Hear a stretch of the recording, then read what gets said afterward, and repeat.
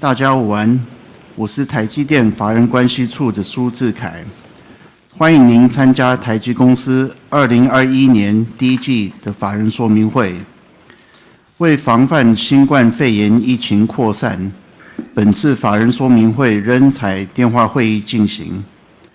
由于本法说会是向全球投资人同时连线转播，所以我们会全程使用英文，请您见谅。Good afternoon, everyone, and welcome to TSMC's first quarter 2021 earnings conference call. This is Jeff Su, TSMC's Director of Investor Relations, and your host for today. To prevent the spread of COVID-19, TSMC is hosting our earnings conference call live via live audio webcast through the company's website at www.tsmc.com, where you can also download the earnings release materials. If you are joining us through the conference call, your dial-in lines are in listen-only mode. The format for today's event will be as follows. First, TSMC's Vice President and CFO, Mr. Wendell Huang, will summarize our operations in the first quarter 2021, followed by our guidance for the second quarter 2021. Afterwards, Mr. Huang and TSMC's CEO, Dr. C.C. Wei, will jointly provide the company's key messages. Then we will open the line for Q&A. As usual, I would like to remind everybody that today's discussions may contain forward-looking statements that are subject to significant risks and uncertainties, which could cause actual results to differ materially from those contained in the forward-looking statements. Please refer to the safe harbor notice that appears on our press release. And now, I would like to turn the call over to TSMC's CFO, Mr. Wendell Huang, for the summary of operations and current quarter guidance. Thank you, Jeff. Good afternoon, everyone. Thank you for joining us today. My presentation will start with financial highlights for the first quarter 2021. After that, I will provide the guidance for the second quarter 2021. First quarter revenue increased 0.2% sequentially in NT dollars, or 1.9% in US dollars. Our first quarter business was supported by HPC-related demand, balanced by a milder smartphone seasonality than in recent years. Gross margin decreased 1.6 percentage points sequentially to 52.4%, mainly due to a relatively lower level of capacity utilization and an unfavorable foreign exchange rate. Total operating expenses slightly increased by 0.8 billion NT, mainly due to a higher level of R&D activities for the N5 family. Therefore, operating margin decreased by 2 percentage points sequentially to 41.5%. Overall, our first quarter EPS was 5.39 NT, and ROE was 29.5%. Now let's move on to revenue by technology. 5nm process technology contributed 14% of wafer revenue in the first quarter, while 7nm accounted for 35%. Advanced technologies, which we now define as 7nm and below, accounted for 49% of wafer revenue. Now moving on to revenue contribution by platform. Smartphone decreased 11% quarter-over-quarter to account for 45% of our first quarter revenue. HPC increased 13% to account for 35%. IoT increased 10% to account for 9%. Automotive increased 32% to account for 4%. DCE increased 10% to account for 4%. Moving on to the balance sheet. We ended the first quarter with cash and marketable securities of 797 billion NT. On the liability side, current liabilities increased by 45 billion NT, mainly due to the increase of 49 billion in short-term loans, an increase of 50 billion in accrued liabilities and others, partially offset by the decrease of 51 billion in accounts payable. Long-term interest-bearing debt increased by 23 billion NT, mainly as we raised 21.1 billion of corporate bonds during the quarter. On financial ratios, accounts receivable turnover days increased 1 day to 40 days. Days of inventory increased 10 days to 83 days, primarily due to N5 wafer pre-build. Now, let me make a few comments on cash flow and CapEx. During the first quarter, we generated about 228 billion NT in cash from operations, spent 248 billion in CapEx, and distributed 65 billion for second quarter 2020 cash dividend. Short-term loans increased by 52 billion, while bonds payable increased by 18.5 billion due to the bond issuance. Overall, our cash balance increased 4.6 billion to 665 billion at the end of the quarter. In US dollar terms, our first quarter capital expenditures total 8.8 billion. I have finished my financial summary. Now let's turn to our second quarter guidance. Based on the current business outlook, we expect our second quarter revenue to be between 12.9 billion and 13.2 billion US dollars, which represents a 1% sequential increase at the midpoint. This revenue guidance includes the minor impact from the power outage that occurred yesterday at our Fab 14 in Tainan. Based on the exchange rate assumption of 1 US dollar to 28.4 NT, gross margin is expected to be between 49.5% and 51.5%. Operating margin between 38.5% and 40.5%. The sequential decline in second quarter gross margin is mainly due to the margin dilution from higher 5nm contribution, the slower rate of cost improvement as our fabs continue to run at a very high level of utilization, and the absence of positive inventory revaluation. This concludes my financial presentation.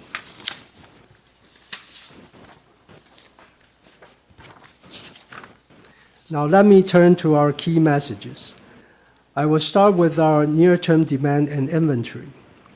We concluded our first quarter with revenue of 362.4 billion NT, or 12.9 billion US dollars, which was in line with our guidance. The slight sequential increase was mainly driven by HPC-related demand, balanced by a milder smartphone seasonality than in recent years. Moving into second quarter 2021, we expect our revenue to be flattish as HPC-related demand will continue to grow, offset by smartphone seasonality. On the inventory front, our fabless customers' overall inventory was healthy exiting fourth quarter of 2020. Amidst the lingering macro and supply uncertainties, we expect our customers and the supply chain to gradually prepare higher levels of inventory throughout the year as compared to the historical seasonal level. We expect this to persist for a period of time, given the industry's continued need to ensure supply security.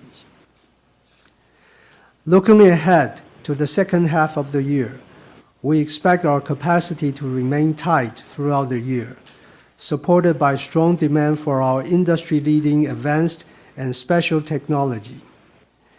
For the full year of 2021, we now forecast the overall semiconductor market, excluding memory, to grow about 12%, while foundry industry growth is forecast to be about 16%. For TSMC, we are confident we can outperform the foundry revenue growth and grow by around 20% in 2021 in US dollar terms. Next, Let me talk about our capital budget for this year. Every year, our CapEx is spent in anticipation of the growth that will follow in future years. As we enter a period of higher growth, underpinned by the multi-year structural megatrends of 5G-related and HPC applications, we believe a higher level of capital investment is necessary to capture the future growth opportunities. In order to meet the increasing demand for our advanced and specialty technologies in the next several years, we have decided to raise our full year 2021 CapEx to be around $30 billion. About 80% of the 2021 capital budget will be allocated for advanced process technologies, including 3 nanometer, 5 nanometer, and 7 nanometer. About 10% will be spent for advanced packaging and mask making, and about 10% will be spent for specialty technologies. Now, let me turn the microphone over to CC. Thank you, Wendell. We hope everybody is staying safe and healthy during this time. First, let me talk about the capacity shortage and demand outlook. Our customers are currently facing challenges from the industry-wide semiconductor capacity shortage, which is driven by both a structural increase in long-term demand as well as short-term imbalance in the supply chain. We are witnessing a structural increase in underlying semiconductor demand as a multi-year megatrend of 5G and HPC-related applications are expected to fuel strong demand for our advanced technologies in the next several years. COVID-19 has also fundamentally accelerated the digital transformation, making semiconductors more pervasive and essential in people's lives. In addition, the need to ensure supply security is creating short-term imbalance in the supply chain, driven by supply chain disruption due to COVID-19 and uncertainties brought about by geopolitical tensions. Now let me talk about TSMC's investment plan and disciplines. TSMC's mission is to be the trusted technology and capacity provider for the global logical IC industry for years to come. In order to support our customers' growth, TSMC is taking several actions to help address the capacity shortage for our customers. We are working hard to increase our productivity to drive more output, to help support our customers for the near term. To address the structural increase in the long-term demand profile, we are working closely with our customers and investing to support their demand. We have acquired land and equipment and started the construction of new facilities. We are hiring thousands of employees and expanding our capacity at multiple sites. TSMC expects to invest about $100 billion through the next 3 years to increase capacity, to support the manufacturing and R&D of leading-edge and specialty technologies. Increased capacity is expected to improve supply certainty for our customers and help strengthen confidence in global supply chains that rely on semiconductors. Our capital investment decisions are based on 4 disciplines: technology leadership, flexible and responsive manufacturing, retaining customers' trust, and earning the proper return. At the same time, we face manufacturing cost challenges due to increasing process complexity at leading nodes, new investment in mature nodes, and rising material costs. Therefore, we will continue to work closely with customers to share our value. Our value includes the value of our technology, the value of our service, and the value of our capacity support to customers. We were looking to firm up our wafer pricing to a reasonable level. We will continue to work diligently with our suppliers to deliver on cost improvement. By taking such actions, we believe we can continue to earn a proper return that enables us to invest to support our customers' growth and fulfill our mission as trusted foundry partners. With our technology leadership, manufacturing excellence, and customer trust, we are well positioned to capture the growth from the favorable industry megatrend. We reiterate our long-term revenue to be 10 to 15% CAGR from 2020 to 2025 in US dollar terms. Next, let me talk about the automotive supply update. The automotive market has been soft since 2018. Entering 2020, COVID-19 further impacted the automotive market. The automotive supply chain was affected throughout the year, and our customers continued to reduce their demand throughout the third quarter of 2020. We only began to see sudden recovery in the fourth quarter of 2020.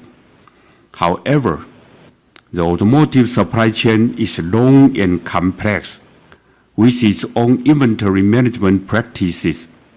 From chip production to car production, it takes at least 6 months, with several tiers of suppliers in between. TSMC is doing its part to address the chip supply challenges for our customers. In January of this year, TSMC announced that capacity support for automotive customers is our top priority. Since then, we have worked dynamically with our other customers to reallocate our wafer capacity to support the worldwide automotive industry. However, the shortage further deteriorated due to the unexpected snowstorm in Texas and the fab manufacturing disruption in Japan. Together with our productivity improvement, we expect the automotive component shortage from semiconductor to be greatly reduced for TSMC's customer by the next quarter. Now I will talk about Taiwan water supply update. The water supply in Taiwan is currently tight due to the lack of rainfall in the past year. We have been prepared for this. TSMC has a long-established enterprise risk management system in place, which covers water supply risk as well. Through our existing water conservation measures, we are able to manage the current water usage reduction requirement from the government with no impact on our operations. We also have detailed response procedure to handle water shortage at different stages. We will continue our collaborative effort with the government and the private sector on water conservation and new water sources. With our comprehensive enterprise risk management system, we do not expect to see any material impact to our operations. Finally, I will talk about the N5 and N3 status. TSMC's N5 is the foundry industry's most advanced solution with the best PPA. N5 is already in its second year of volume production, with yield better than our original plan.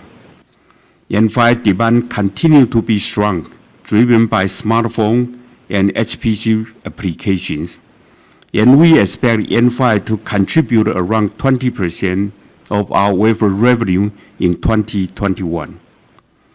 N4 will leverage the strong foundation of N5 to further extend our 5nm family. N4 is a straightforward migration from N5 with compatible design rules while providing further performance, power, and density enhancement for the next wave of 5nm products. N4 risk production is targeted for second half this year and volume production in 2022.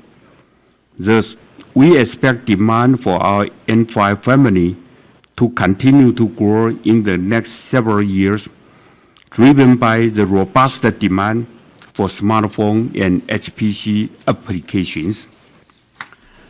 N3 will be another 4-node stride from our N5, and will use FinFET transistor structure to deliver the best technology maturity, performance, and cost for our customers. Our N3 technology development is on track with good progress.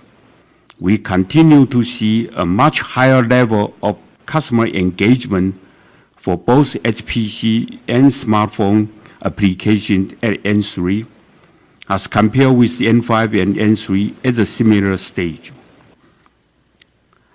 Risk production is scheduled in 2021. The volume production is targeted in second half of 2022.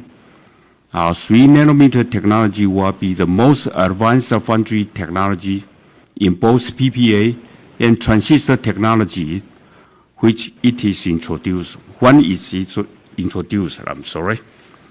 Thus, we are confident that both our 5nm and 3nm will be large and long-lasting nodes for TSMC. This concluding our key message. Thank you for your attention. Thank you, CC. This concludes our prepared statements. Before we begin the Q&A session, I would like to remind everybody to please limit your questions to 2 at a time, to allow all the participants an opportunity to ask their questions. Should you wish to raise your question in Chinese, I will translate it to English before our management answers your question. For those of you on the call, if you would like to ask a question, please press the 0, then 1 on your telephone keypad now. Questions will be taken in the order in which they were received. If at any time you would like to remove yourself from the questioning queue, please press 02. Now, let's begin the Q&A session. Operator, can we please proceed with the first caller on the line? The first one to ask question, Randy Abrams, Credit Suisse. Okay, yes, thank you. And I wanted to ask the first question just about Intel. They did announce their plans to re-engage in the foundry sector, and also, I think, making it clear their goals are to get back to manufacturing leadership. So could you discuss how you're viewing them now as a customer, and also the assurances you're getting on business sustainability, and how you're managing the potential risk if they improve manufacturing and pull back on some of the outsourcing plans? Okay, Randy, let me summarize your first question. Randy's first question relates to Intel and their recent announcement to re-engage on foundry and get back to a manufacturing leadership position. So Randy's question is, how does TSMC view Intel as a customer? What kind of business assurances are we getting on the sustainability of the business? And how do we manage any of the potential risks? Randy, let me start with TSMC is everyone's foundry and support all our customers openly and fairly. Intel is an important customer, and we will collaborate in some area and compete in other area.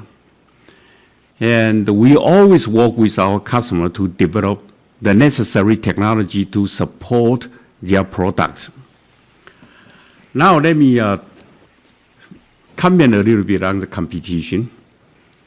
As a leading pure play foundry, TSMC has never been short on competition in our 30-plus year history, and we know how to compete.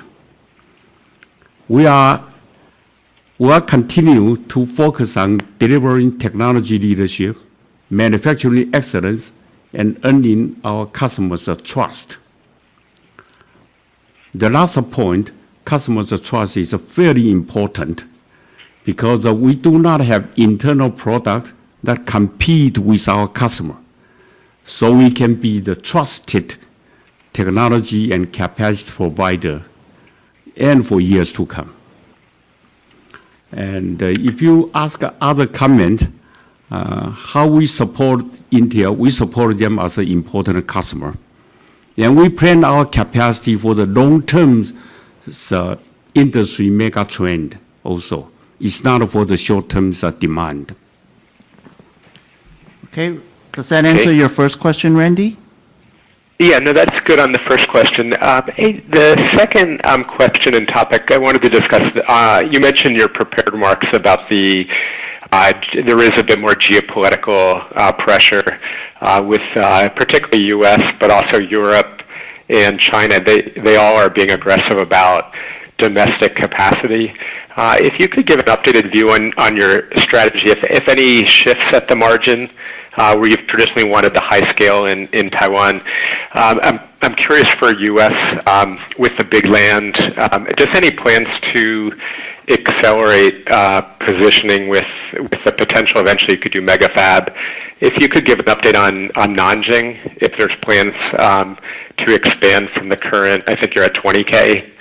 And if from a customer level you're seeing shifts where more customers are starting to consider geographic location in the foundry consideration. Okay, Randy, let me try to summarize your second question. I think there's quite a few parts.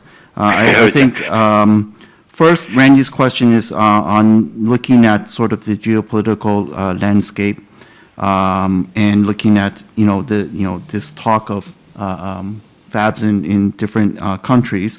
So I think Randy first wants to know what is our progress, or how do we see particularly U.S. manufacturing. Secondly, in other areas. And then thirdly, he would like an update on the Nanjing expansion. And lastly, how do customers feel about the need to manufacture in different countries? Is that correct, Randy? Yeah, that's correct. Yeah, thank you. Randy, that's a lot of questions. You only give us two. Let me try to answer. The first one, actually, I would like to say TSMC has been a global company. We have a lot of manufacturing sites outside Taiwan, U.S., mainland China, Singapore.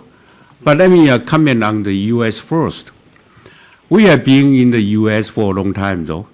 We set up a wafer tech, that an 8-inch fab located in upstate Washington back in 1996. And it's continued to operate and manufacture chips for our customer today. And now we are increasing our presence in the U.S. with an advanced 12-inch semiconductor fab in Arizona. And the progress is executing to our plan. And we are happy that we are join the effort to support semiconductor manufacturing in the U.S. You also ask about our status in Nanjing. Did that you ask? Yes. The fab in Nanjing is progressing well. We already complete the first phase of 20,000 wafers capacity installation, and actually it's in a production for a while. And we also have a plan, depend on the customer's demand and depends on the economics. We have a plan to expand the capacity also. Okay. And other question in Taiwan, why we? I think also two others. One, Randy is asking, with other regions also. We never rule out any possibility with other region. But today, we already announced plans. We currently have no further fab expansion plan in other areas such as Europe, but we did not rule out any possibility. However, I want to emphasize Taiwan will continue to be the main focus for TSMC. Our center of R&D and the majority of production line will continue to be located in Taiwan. Okay.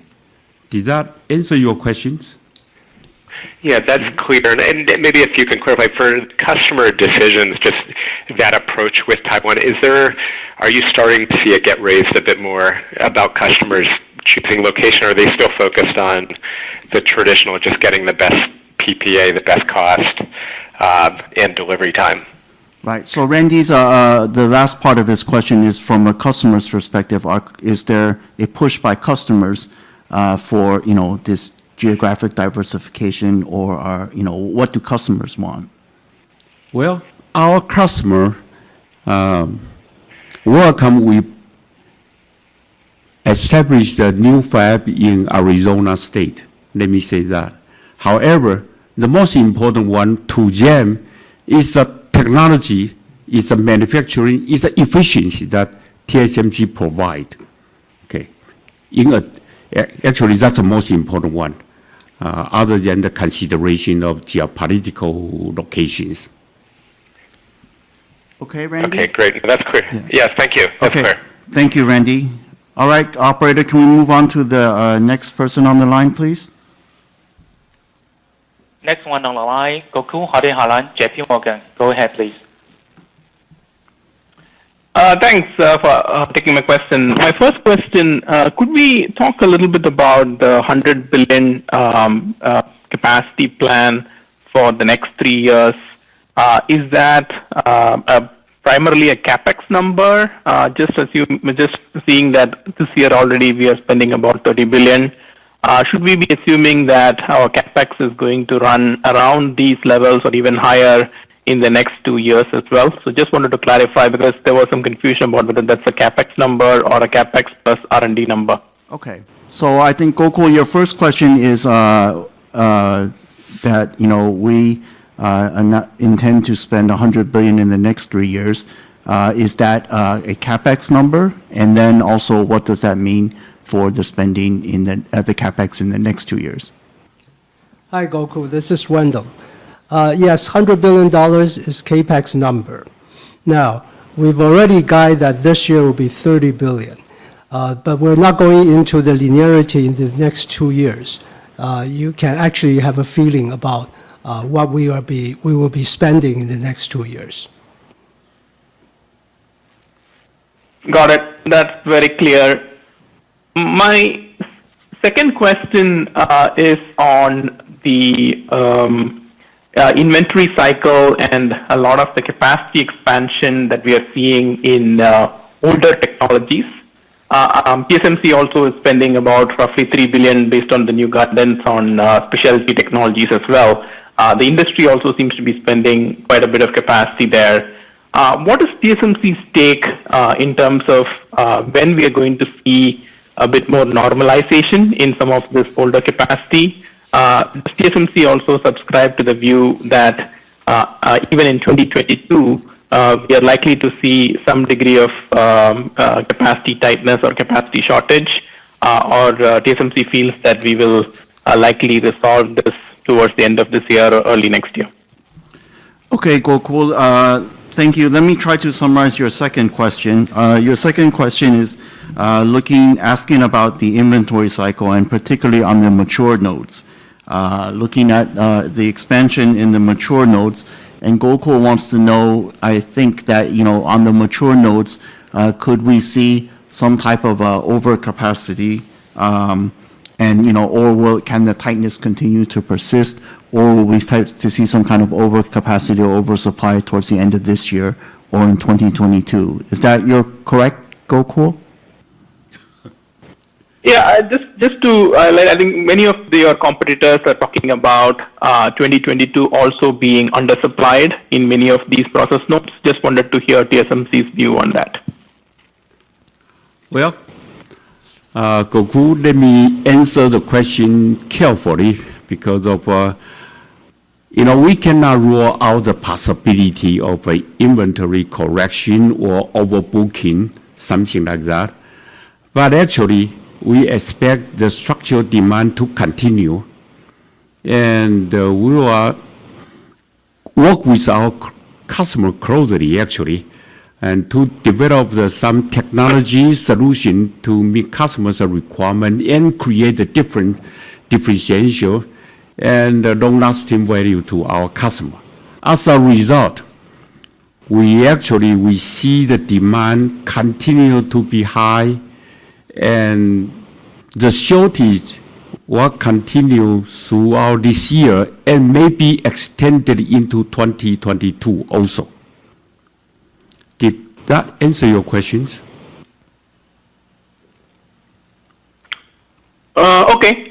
So do you also feel that customers will continue to hold on to a higher level of inventory for quite some period of time? Is that the way you think about inventory as well? Yeah, we expect the customer, almost all of them, to prepare a higher level of inventory.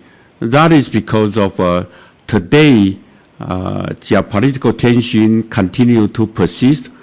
Even the COVID-19 will recede sometimes. We hope as soon as possible, but it will continue for a while.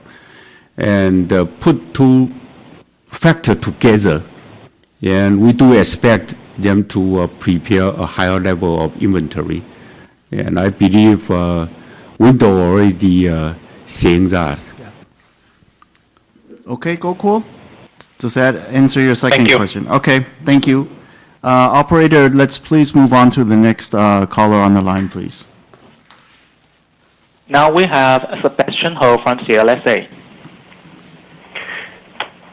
Hey, good afternoon, gentlemen. Thanks for taking my questions. So first one is on the pricing strategy. So I remember that 6 months ago, the company talked about sticking to the principle of respecting long-term partnership with customers, and the company doesn't seem to want to change the pricing on the mature technology nodes, which I mean 28 nanometers above. So I'm wondering if that's still the case now, or if the company now considers some upward adjustment. And if it's the latter, what has changed versus 6 months ago? Thank you. Okay, Sebastian. So Sebastian's first question is regards to pricing, and he says that we always talk about long-term partnership with our customers, and he's saying in particular on the older nodes, 28 nanometer and such, would we raise the price? So he's asking sort of what is the pricing strategy today, and what has changed versus previously. Sebastian, let me answer that. For more than 30 years, TSMC has provided stable and predictable pricing, and we have refrained from opportunistic or short-term actions. But now, as I said in my statement, the cost structure start to change, structural change, because of we have to invest on the leading edge technology, which is more complex than ever. And we also increase the mature technology node capacity, which a lot of them already being fully depreciated. And now we have to invest in the new tools. So we refrain from our opportunistic and short-term action, but we also had to share our value.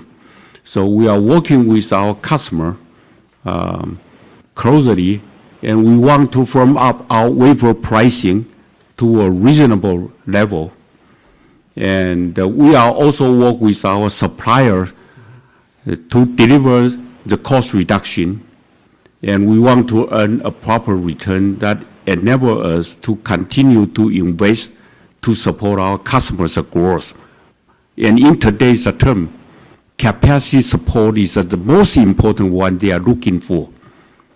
Okay. Okay, so Got it. That's fair. Do you have a second question? my- Yeah, sorry, go ahead. Yes, I do have a second question. Thank you.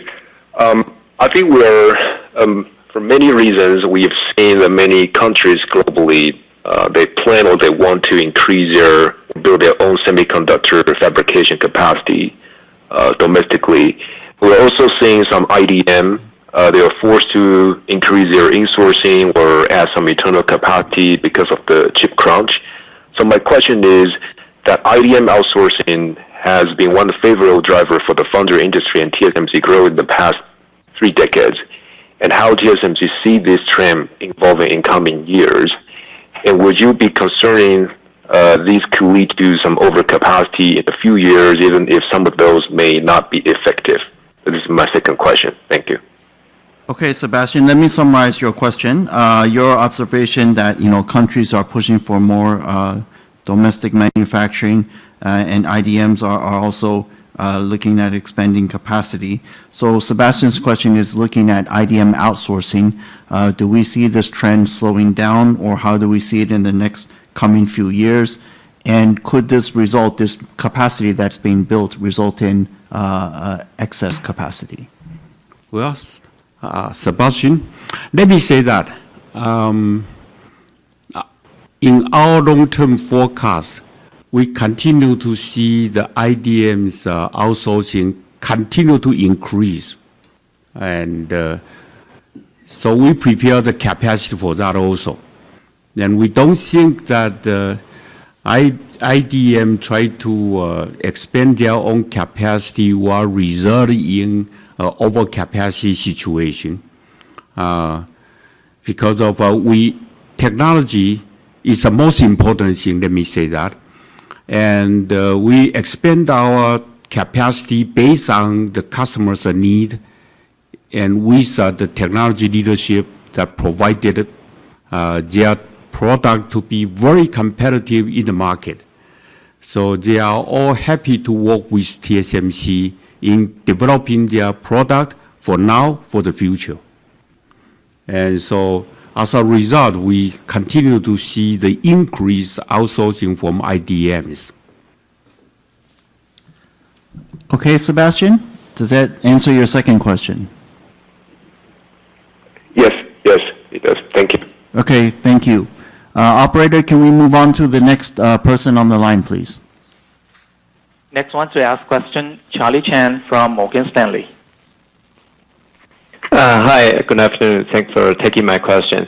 So first of all, can I ask about the change of the 2021 revenue guidance? Can you explain that where is the upside coming from? I mean, by applications would be great. And does that include some pricing adjustments for those revised out revenue guidance? Thank you. All right. I think Charlie's first question is relating to our 2021 revenue guidance, and from now of around 20%, to say what has changed versus last time. And he also wants to know, can we talk about by application, what is driving this change? And what was the last part of the question, Charlie? Sorry. Actually, that's it. Thank you.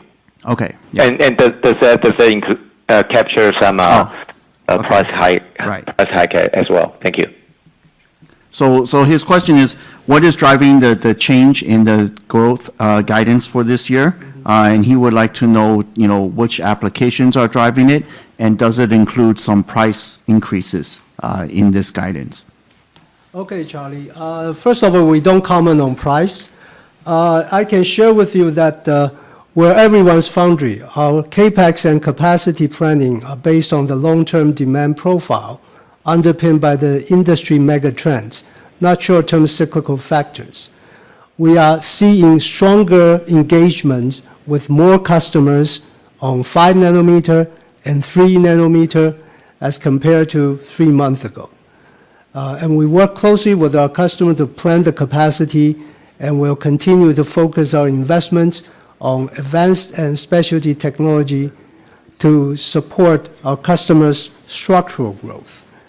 Now, this year, we expect, in terms of platform, we expect that HPC and automotive platform growth will be higher than the corporate average, and the smartphone and IoT will be close to the corporate average.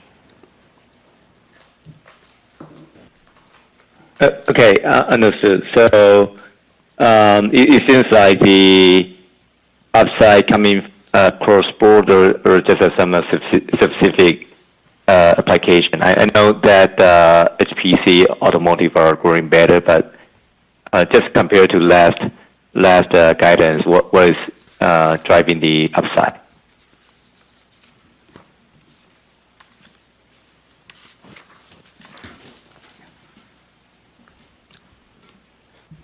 Okay, actually, all the platforms have upsides compared to 3 months ago.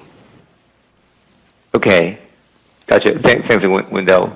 And then my next question is about your capital intensity in the long term. I mean, I think 1 or 2 quarters ago, company updated the capital intensity, and at some points can fall back to like 35% capital intensity. I'm not sure if that's the case for the coming 3 years, and also linked to that, what does that mean to the long-term gross margin trend? Because in today's conference call, I keep hearing some comments about structural cost increase. I'm not sure is that about the chemicals or equipment price. But would that kind of impact companies' long-term gross margin trend? Thanks. Sure. Charlie, let me share with you. I'm sorry. Go ahead. Yeah. It's okay. I think, Charlie, your question is on capital intensity, looking at what is the capital intensity looking like the next few years, and how does this correlate with our stated long-term capital intensity of kind of mid-30s range. And then he also, on the back of that, what does this mean for the long-term gross margin trend? Okay. Yes. Charlie, in terms of capital intensity, we have actually given out several points already. First of all, if you look at, we're saying the next 3 years we'll be spending $100 billion US dollars, and this year will be $30 billion. We also say that in the next 5 years we expect to grow between 10 to 15% revenue CAGR. So if you do math, you probably will have a good idea about where our capital intensity will be in the next 3 years. Now, at this moment, we still expect that the capital intensity will go back to mid-30 level in the longer term. That's the capital intensity.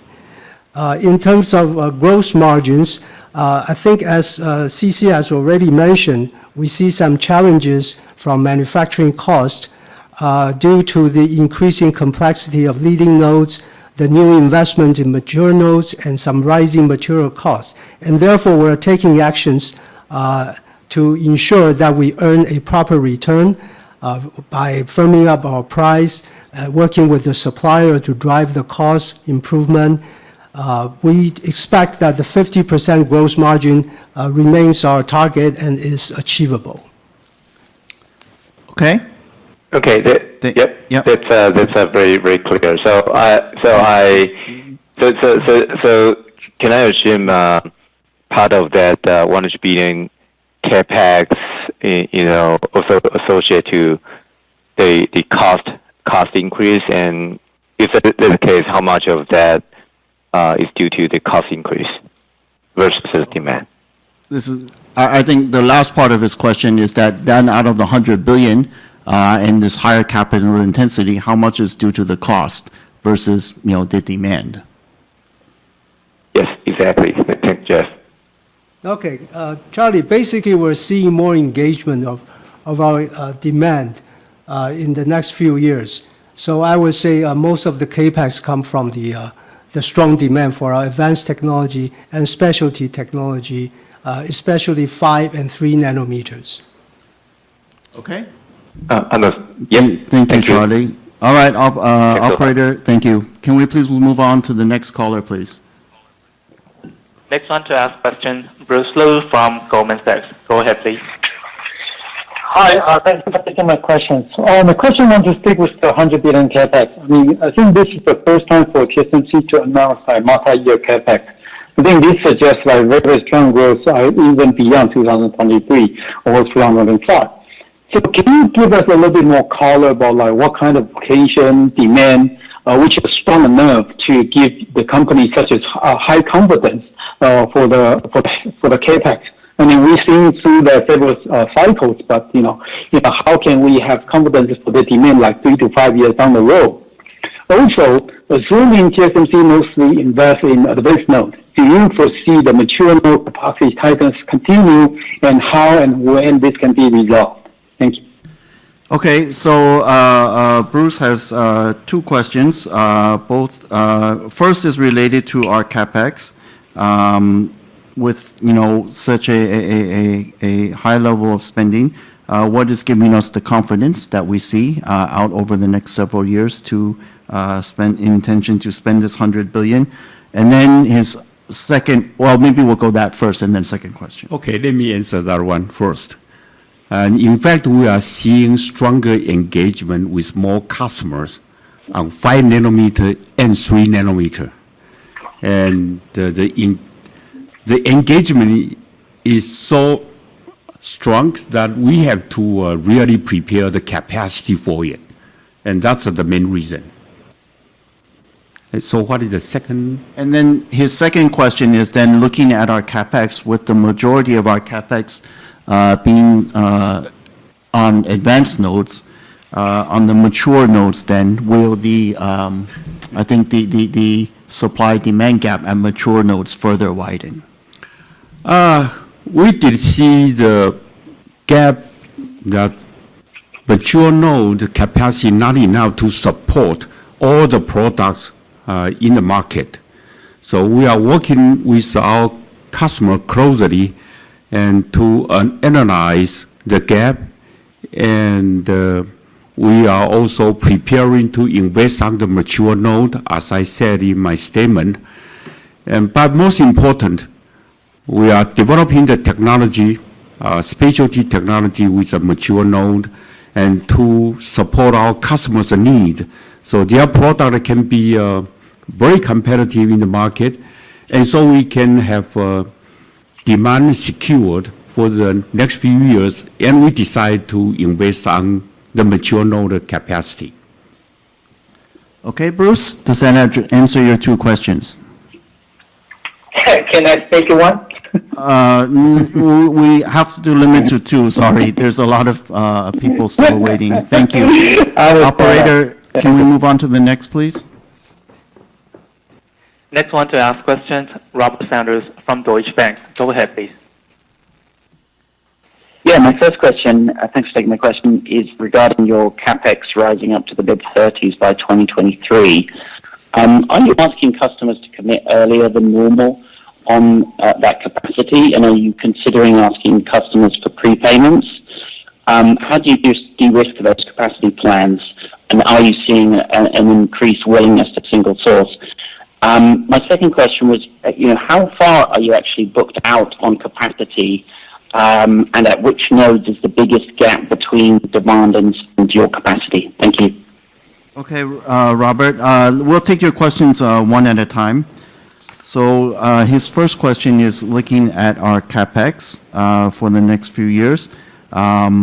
With this level of spending, do we see customer commitments that are earlier than normal? Are we looking for or things like prepayments from customers to secure their commitments? This is the first question. Okay. Robert, let me answer this first. The $100 billion capex is decided because we see the fundamental structure demand increase from the megatrend, multi-year megatrend, and the acceleration of the digital transformations. Now, we cannot disclose the detail of our commercial terms with our customers. However, for us to make the investment decision will definitely require proper returns and secure customer commitments. Okay. And then Robert's second question is how far are we booked in advance in terms of our demand, and which nodes do we see the biggest gap between what customers may want? Well, I cannot comment on which node because almost all the nodes are in today is a high demand. However, let me stress again that our investment in the capacity is for the future many years to come because we work with customer closely and to plan for the next few years as capacity support to them. And the customer talking to TSMC and lay out their product plan for the next few years, at least 3 to 4 years, and we plan the capacity for that. Okay. Thank you. Thank you, CC. Thank you, Robert. Operator, can we please move on to the next caller, please? And now we have Brett Simpson from Arete Research. Yeah, thanks very much. I had a question on the crypto activity at TSMC. I guess we've seen record hash rate expansion around Bitcoin ASICs and Ethereum GPU mining in the last couple of quarters. So can you maybe share with us what portion of sales, HPC sales, is crypto at the moment? And then as we get into the second half of the year, should we expect this to decline? And I wanted to get your perspective. A couple of years ago, we had extreme volatility around crypto. Bitcoin is now $1 trillion market cap. Is this good business for TSMC? Do you think this time will be different? Just wanted to get your perspective on this. Thanks. Okay, so let me repeat your first question, Brett. He's asking about within HPC looking at cryptocurrency, and he's asking what is the contribution we're seeing from cryptocurrency, or crypto mining, I should say, to our revenue, and do we expect this? How do we expect this to go in the second half of this year? And then a longer-term question, which is how do we view this business? Let me answer the question. TSMC's technology is a leading technology, and that's why even cryptocurrencies are mining using TSMC technology a lot. But I cannot comment on what is the percentage or how much of this particular market sector to our revenue. However, I can say that cryptocurrency mining today is more mature than it was 2 or 3 years ago. And it remains a volatile market. However, we will continue to work closely with our customers in this field. Okay, Brett, and do you have a second question? Great. Yeah, sorry. Yeah, thanks. I wanted to talk about the inventory levels at TSMC at present. It grew quite significantly, and I think you mentioned it was N5 related. Now, many of your smartphone customers are saying they have shortages at leading edge, and you're building inventories at 5 nanometers. So how do we reconcile that? And then just looking at Q2, would you expect inventories to rise again in the June quarter? Thanks. Okay, Brett. So you're asking about TSMC's inventory days, right? And so Brett is asking what is leading to the increase in the inventory days at the end of first quarter, and then how do we expect this to trend in the second quarter? Okay, Brett. We pre-bill for our customers during seasonal low level, as we did before. Now, when we start to ramp in the higher season, the inventory usually come down naturally, as before. Okay. Does that answer your question, Thank Brett? you. Thank Yep. you. Great. Perfect. Thanks, Brett. That's great. Thanks. Operator, can we move on to the next person on the line? Now please welcome Roland Shi from Citigroup. Please go ahead. Hi, good afternoon. My first question is also for this 100 billion CapEx. Can you clarify, is this year's CapEx of 30 billion included in this 100 billion or not? And also, I use your long-term capital intensity target. Last time you said long term is 3 to 5 years. And then I use this, about 30 billion CapEx, maybe in 2024. Then it implies your revenue in 2024 will likely to exceed 90 billion or even bigger, which is more than double than 2020's level. So my question is, are there any challenges to you to recruit and train up enough amount of the talent to support such a fast growth for you going forward?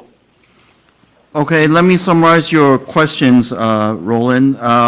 So first, Roland is asking these 100 billion CapEx, does this include 2021 of around 30 billion?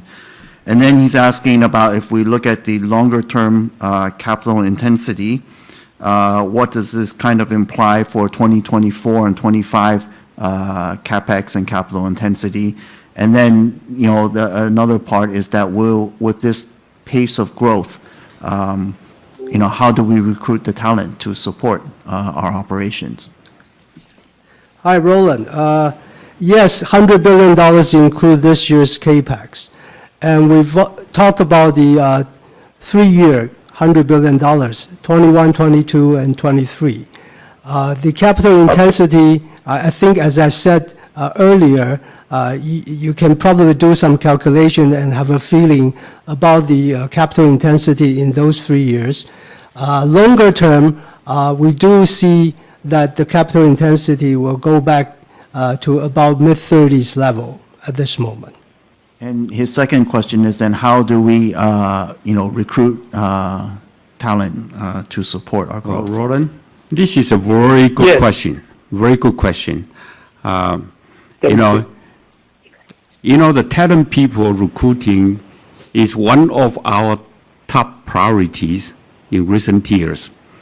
And fortunately, we have communicated with the government and get Taiwan government's strong support. So they are now pushing for a new program and to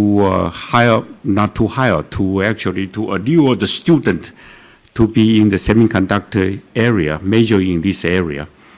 And internally, TSMC also have a very robust system. Right now, we just established to train all the newcomer, all the new engineer to be more, they can grow faster.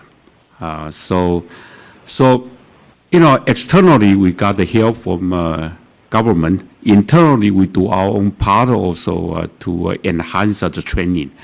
And that's the way that we try to meet the requirement of enough talent people inside TSMC.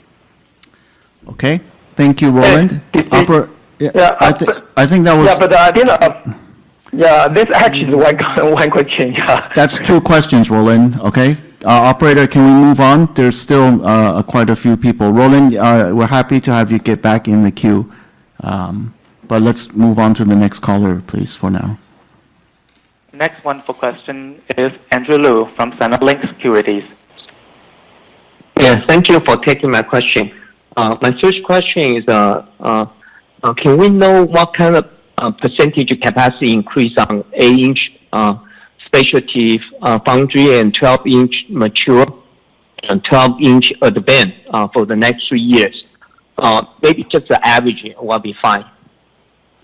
Okay, so Andrew's first question is on the capacity increase. He wants to know in the next 3 years, how much capacity are we increasing on 8-inch, and then how much capacity are we increasing on the 12-inch?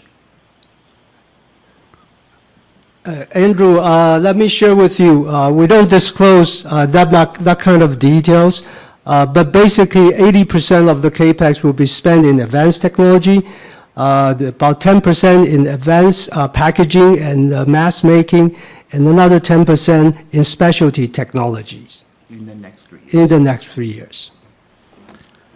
Okay, Andrew, do you have a second question? Because I do have the second question, but the first question doesn't really answer. So can I have 2 more? We do not comment on the capacity by 8-inch or 12-inch. I think Wendell has just said. Okay. Then second question is not related to price. Assuming the next year, our rebate to the customer has been removed, what kind of percentage additional growth we should factor into our model? Thank you.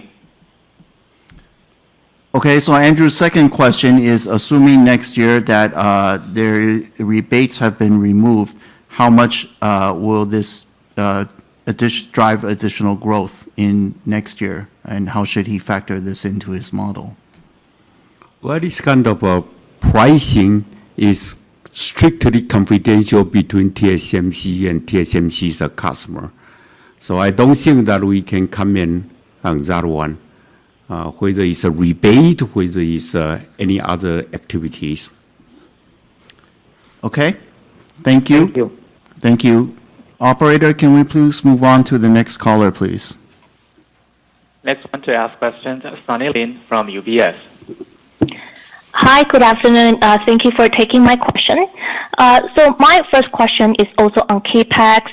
So when you plan for CapEx for this year and next few years, do you think the equipment supply could be a potential bottleneck in terms of the additional upside that you can spend?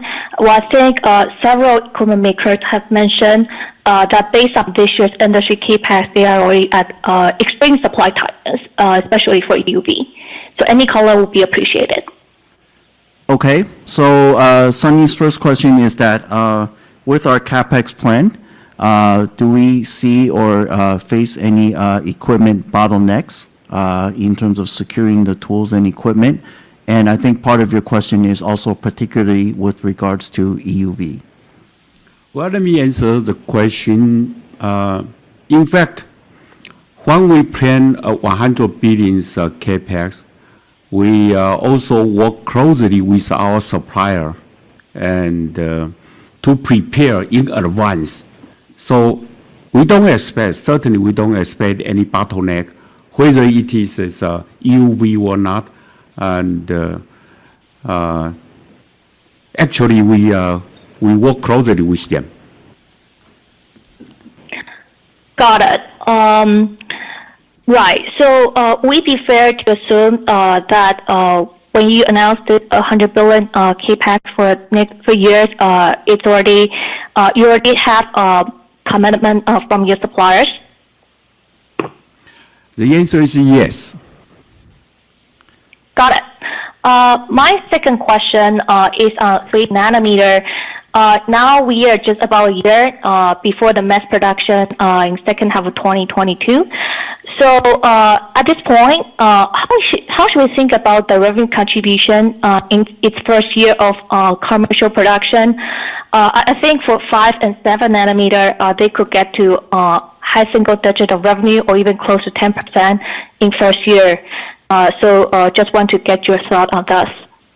Okay, so Sunny's second question is looking at 3 nanometer, and with the schedule for production, how should we think about the revenue contribution from 3 nanometer in its first year?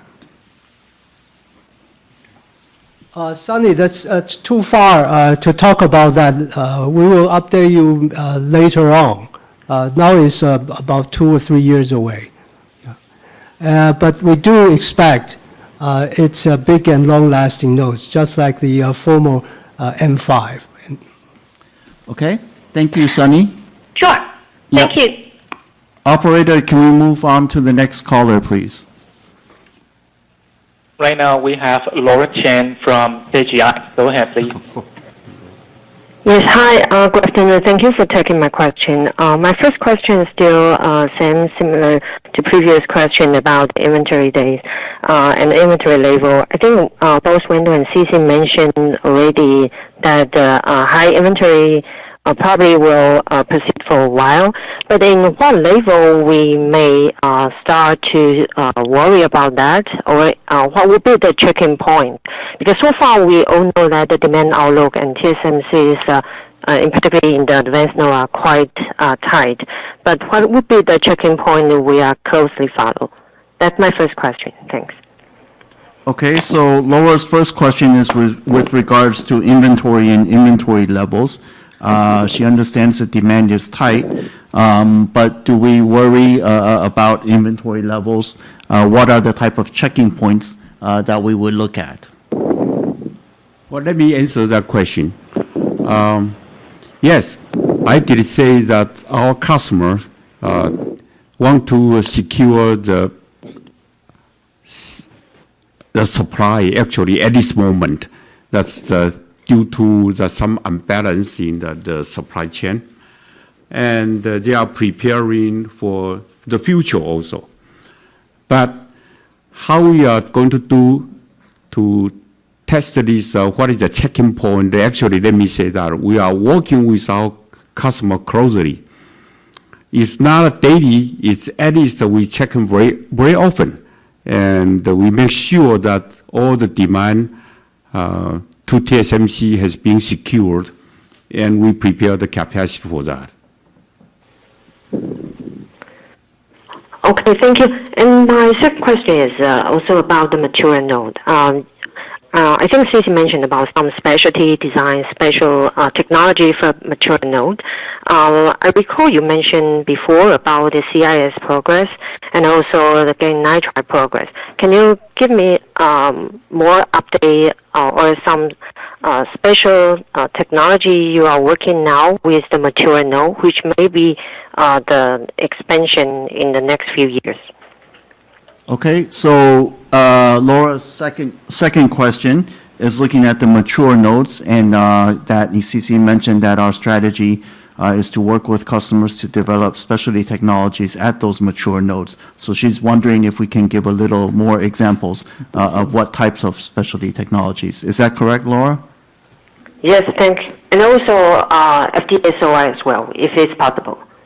And FDSOI in other areas. Well, let me answer the last one first.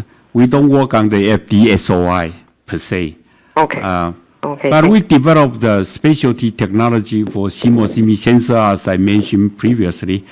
And the technology continue to improve because if you look at the application of the CMOS image sensor in the smartphone, in the automotive, there are a lot. Okay. And we also, in fact, the most important one also is ultra low power. That we developed the technology to meet the requirement of the mobile world. I mean that everything is portable. So ultra low power is very important. Gallium nitride, all those kind of specialty, we continue to work with our customer.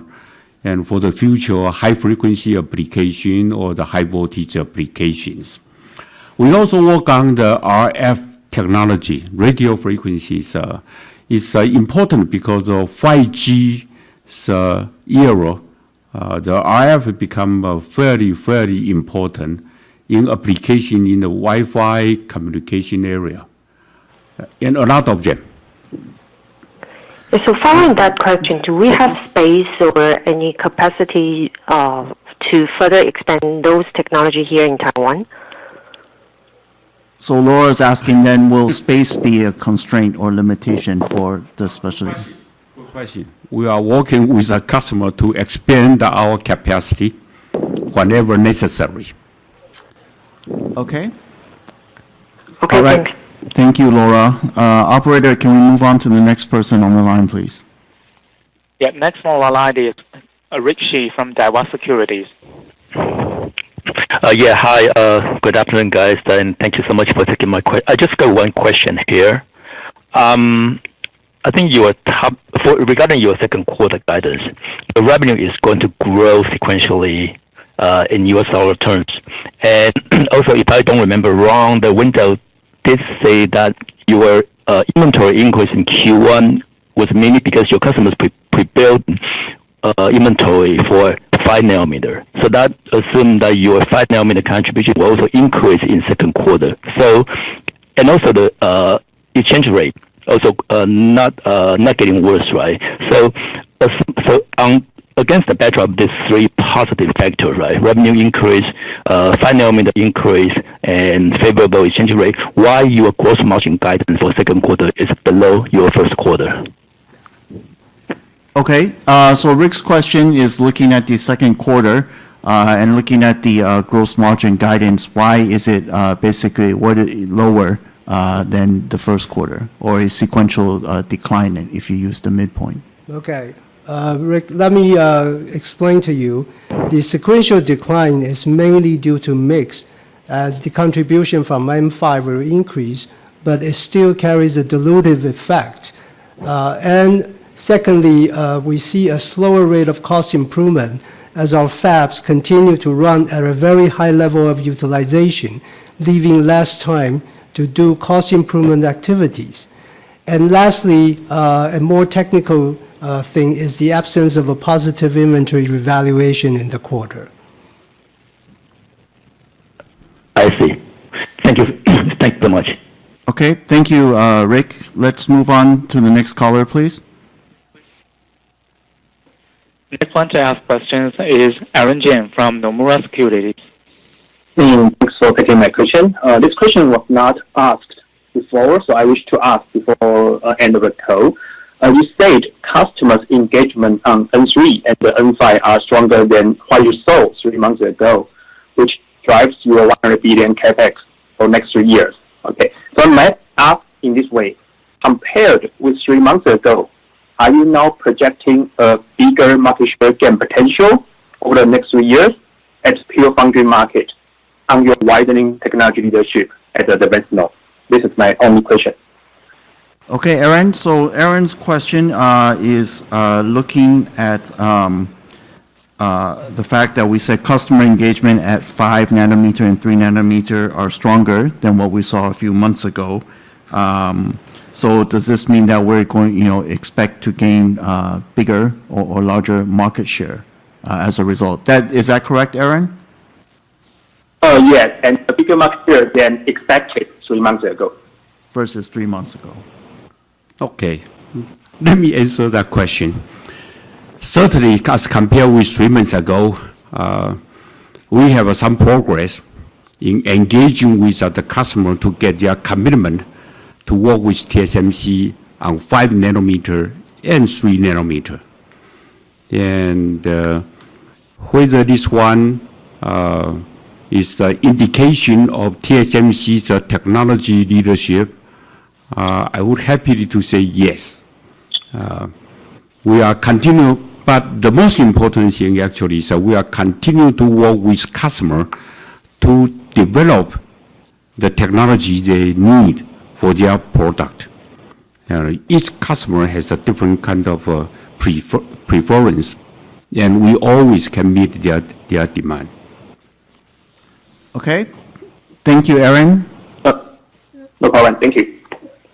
Okay, operator, can we move to the next caller, please? Next one to ask question, Mehdi Hosseini, SIG. Yes, thanks for taking the question. My first question has to do with some of the comparisons that you provided during last earnings conference call. You were comparing the capital intensity and the growth prospect to the period of 2010 and 2015. In that context, my question has to do with depreciation back then during the period of 2010 through 2015. Depreciation increased at a growth rate of 20%. How do you see that growth rate changing in the period of 2020 and 2025? And I have a follow-up. Okay, so Mehdi's first question is looking at, I think, basically looking at depreciation and looking at, as we enter a higher period of growth, what does our depreciation look like? And also he is asking about the depreciation growth or increase, given that we expect to grow, between 10 to 15% in 2020 to 25 CAGR period. What does the depreciation growth look like this year and then beyond? Okay. I can share with you that the depreciation this year will be around 30% higher than last year. And we are not ready to share with you the rest of the 5-year period's depreciation at this moment. Okay, do you have a second question, Okay. Sure. Yes, I have a second question.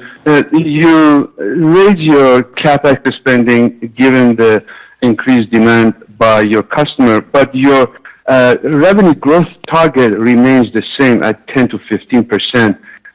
Why aren't you raising the revenue target as you're raising the capex? Okay, so I think Mehdi is asking that we raised the capex spending, and so why will we what is our view of the growth target 10 to 15%? Why are we not raising that as well? Mehdi, actually, if you think about this 10 to 15% 5-year CAGR, it's pretty big range. From what we currently forecast, the revenue target is still within that range, maybe higher to the closer to the higher end than last time. Okay, thank you, Mehdi. Thank you. Thank you. Operator, can we move on to the next caller, please? Now we have Randy Abrams from Credit Suisse. Go ahead, please. Okay, yes, thank you for the follow-ups. The first one on the back end, that's keeping pace. Could you give an update on the spending and momentum you're seeing for the new SOIC, and then also how the CoWoS and Info are progressing? Okay, so Randy's first question is on our advanced packaging solutions. He wants to know what an update on how SOIC is progressing, as well as CoWoS and the other solutions. Is that right, Randy? Yeah, that's correct. Okay. Okay, let me comment on the SOIC first. This is the most advanced back-end technology I think that we offer to our customer. And it will start to small volume production in 2022. And it's also actually adopted by a very high performance HPC applications. As for Info and CoWoS, we continue to expand our customer portfolio.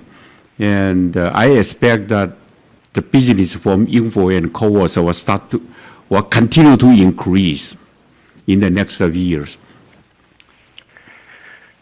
Okay, great. And just I'll have one quick one on that. You mentioned very high performance applications. SOIC in a couple years as it ramps, should that be a big also, do you expect a pretty big ramp like we saw in the past for Info, where it should be a good volume runner for TSMC? And then I wanted to ask the second question, just a couple clarification on gross margin in second half. 5 will be getting more mature, so I'm curious, factoring your depreciation guidance, 5 getting more mature, if your view is 50% gross margin, or if you're running very tight utilization, we may be able to stay a bit above the long-term range in second half. Okay, so a quick one. Randy wants to know SOIC, will it be a large contributor? How large can it be in a few years' time? And then also on gross margin, the gross margin outlook for second half. We hope that SOIC is going to be adopted by all those HPC applications customer. But I cannot nail down that what is the specific revenue number in the future. But we do expect our back-end service will continue to grow, and the growth rate will be a little bit higher than the corporate average. Okay.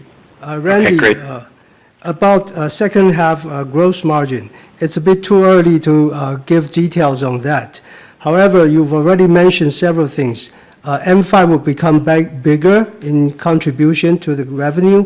It still carries a negative or dilutive effect on the margins, about 2 to 3 percentage points. Utilization is still pretty tight, and we continue trying to improve our costs under this very high utilization environment. So that's all the things we can share with you at this moment. Okay. And if I can fit in, sorry, Randy. I'm sorry. That's 2 questions. Because thank you. Operator, in the interest of time, I think then we'll take the last 2 callers, please. Okay, the next one will be Gokul Hariharan from JP Morgan. Thanks for taking my flow of questions. My first question is, how should we think about HPC in terms of the demand cadence for second and third wave? I think when smartphone was our big growth driver in the last 10 years, we had leading edge growth from processors, etc., but we also had a lot of other ICs in smartphones as well as other applications, which drove the second, third, fourth wave demand for any process node. So now that HPC seems to be one of the key drivers for growth, how do we think about second, third wave demand? Would it keep up with the first and second waves for N5, N3, etc.? Or should we think about TSMC will be doing more capacity conversion compared to in the past? That's my first question. Okay, so Gokul's first question is looking at HPC and looking at how HPC is also, along with smartphone, becoming the first wave adopters of our leading edge nodes. He's wondering then, though, for the second and additional waves of demand, will HPC? How do we see HPC driving additional waves of demand, or will we convert capacity? Let me make some comment. Actually, the HPC application includes many different subsegments, such as CPUs, GPU, networking, FPGA, AI accelerated, video gaming, etc., etc. And each one will have their own migration path and product life cycle also. So we expect to see HPC not only in the first wave, but in additional waves of demand to support our leading node in the future, actually. Did that answer your questions? Okay, that's clear. Do you have a second? The second question, just wanted to follow up on any thoughts from TSMC on the Arizona fab capacity. I think you've already announced 20K of wafer per month of 5 nanometer coming up in 2024. What has been your discussion with customers regarding any potential upside to this capacity? Are customers asking for more capacity there?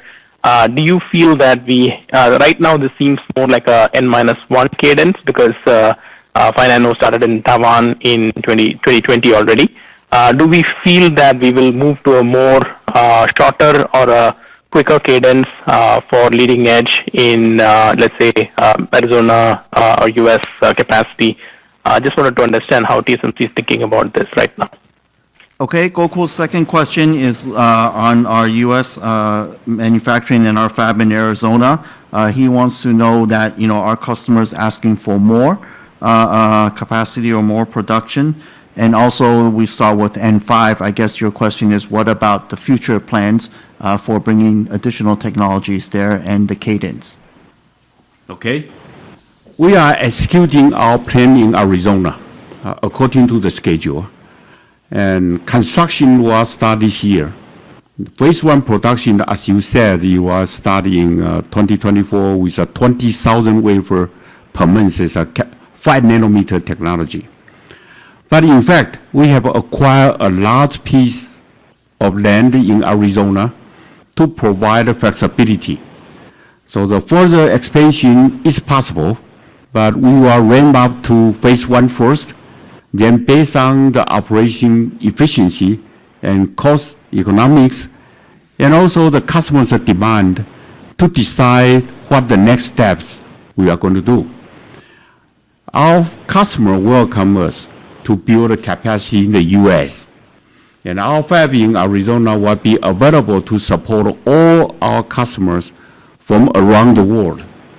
And just like all the TSMC's fab, no matter where they are and no matter where they're located. Okay, thank you. Operator, in the interest of time, then, can we let the last caller ask their questions, please? Yes, the last one to ask question, Sebastian Ho, CLSA. Yeah, thank you. I only have one question. So just follow up on CC's comments earlier. That CC mentioned that the TSMC has been working closely with customer to analyze the gap between capacity and demand on the trailing edge nodes. So I'm wondering if you could share some color with us. If we exclude the overbooking portion, and based on your best analysis, does the demand still significantly exceed supply? And how big is the gap if you have any rough number that can be shared? Furthermore, based on the capex you and your peers are investing in the capacity expansion lead time, when do you think the tightness can be eased and or the whole shortage situation can be removed? That's the only question I have. Thank you. Okay. Let me try to summarize your question, Sebastian. You're asking, on the mature nodes, the fact that TSMC works with our customers very closely, but also in looking at the supply demand of those older nodes. So with the additional capacity added, will we eventually see an easing of the supply tightness at the mature nodes? Is that correct, Sebastian? Yes, and also if you can, if we exclude the overbooking part, right, your best estimate, whether the demand still significantly exceeds supply right now. Thank you. All right.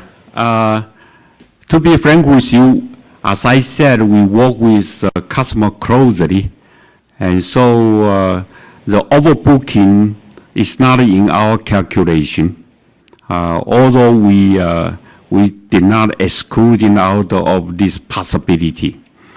But we do the very detailed analysis internally, and as I said, work with customer closely, and so we prepare the mature nodes capacity for them.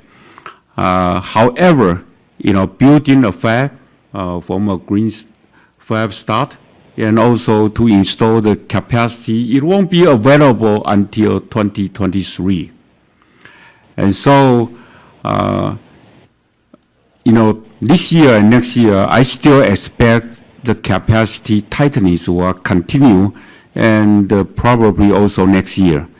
2023, I hope that we can offer more capacity to support to our customers.